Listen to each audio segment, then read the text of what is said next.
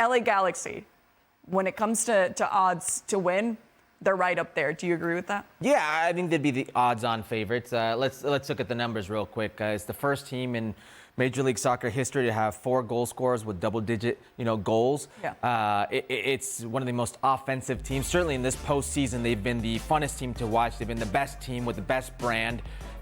They've got a coach who's been successful in Major League Soccer before, and Greg Vanney. Players who have MLS Cup experience and just pedigree, like a Mark Delgado in the midfield, international star who comes in, and Marco Royce. In form, Ricky Puig is an MVP candidate.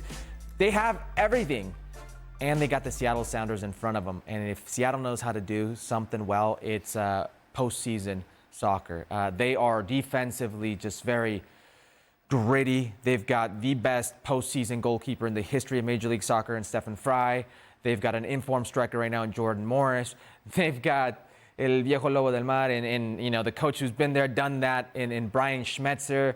This should be an MLS Cup final. And I always harp on it. It's a shame that these conferences get in the way of having natural organic rivalries coming off in an MLS Cup. But this right here has all the makings. I firmly believe it's the LA Galaxy who are favorites for a reason, but whoever wins this Western Conference final for my money, is the MLS Cup champion. Thoughts?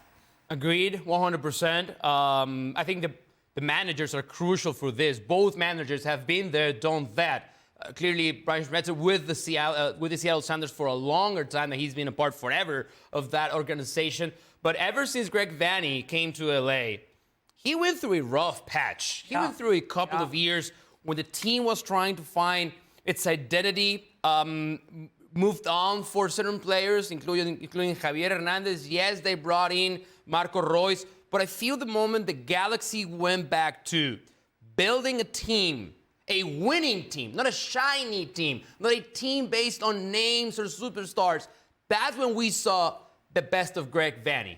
And this is a really, really solid team. Ricky Puig, who I don't know how much time he took to adapt to the league. Not that much. He's been very consistent. He's been very good. But this season, he's been exceptional. So when he's playing at that level, you combine that with the other names that Herc mentioned, then you have a very, very solid squad. And I feel that from player 1 to player 23, that's probably the best roster that's left in the playoffs. Chris, if I could just briefly, and it shows you how important the fan is in Major League Soccer. Fans who think like Major League Soccer is a corporation, they just want your money, they don't care about you, there is no power when it comes to getting your voice heard.